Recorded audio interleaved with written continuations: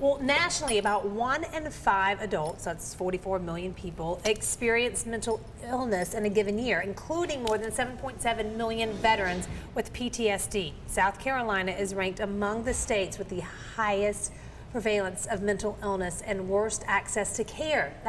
That's here in South Carolina. That's awful numbers. So here to talk about mental health care for veterans are Mary Ann Bennett and Mike Nobles with Upstate Warrior Solutions, and Mary Ann represents Havenwood. Thank you so much for joining us. I want to start with Mike and kind of hear your story a little bit. Yeah, thank you for having us on. Absolutely. We really appreciate that.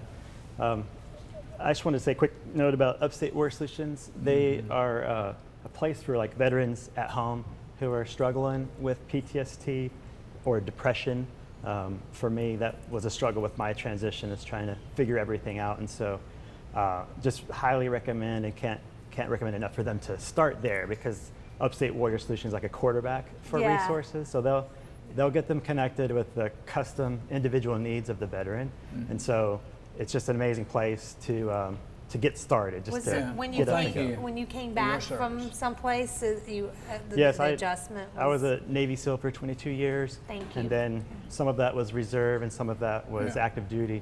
So my last deployment, I had some injuries that were aggravated, and so it just put my life in a spiral or whirlwind, because wasn't expecting to be the SEALs, y'all are top notch. You see a lot, you do a lot, so I can only imagine trying to... Y'all are kind of special folks, what you did. A lot of time away from family. Yes. Well, Havenwood, tell us about that, Mary Ann. So we've been in business for 37 years and have a 44-bed acute facility, but I think the unique thing about us is our sole owner back then, and still to this day, is a stable war vet.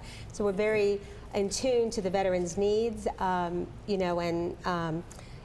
think this is a great example. He's a Navy SEAL that, and I just saw the movie Midway, which you sit there and you go, wow, it took incredible courage, back then, and would you have that, courage? So they've already proven they have the resolve to do that. But I think it's the stress of war that changes them. I have 2 children in the service.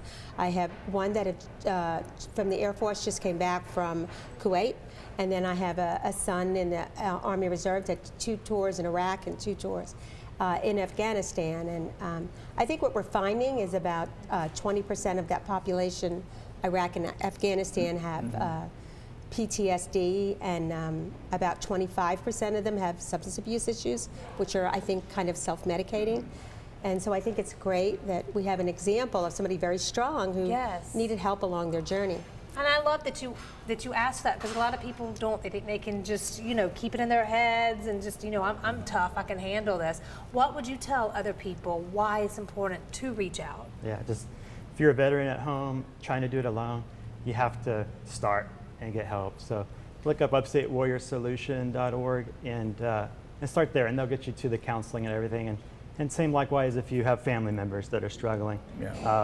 Don't let them do it alone. That's just the most important thing. It's such a tight-knit group, Where is it located? But Springbrook is located in Travelers Rest. But I do want to give you one statistic, and that is that veterans with PTSD that get help, their suicide rate is 5.4%, and those who have PTSD and don't get help, their suicide rate is 38%. The difference between 5.4 and 38 is an incredible number of lives that could be saved. So we at Havenwood provide that crisis care. That's the beginning, that's the start. We're very respectful for veterans, and people, as you see, who do start and get care, do have such a better chance at readjusting or dealing with depression and PTSD. Well, veterans do so much for us, so if you know a veteran, please make sure they know this website, okay? Havenwoodbehavioral.com. Maybe they don't need it right now, maybe they'll need it in the future. They've got some buddies that would need it, but let's keep these veterans alive and help them out, because goodness, we can't do it without y'all. Thank you so much. Thank you. God bless. Thank you very much. Thank you. Well, we're talking vets today on Veterans Day. We're coming back and talk about the healing power of music for our veterans.